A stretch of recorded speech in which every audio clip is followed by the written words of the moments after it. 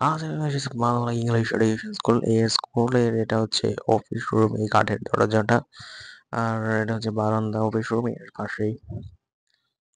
আর এপাশে অনেকগুলো গাছপালা রয়েছে। এটাও একটা মাঠ, এখানে অনেকে পার্ক হিসেবে ছবি তোলে। অনেক আকর্ষণীয় স্থান, এটা পার্কের মতো দেখতে হুবহু।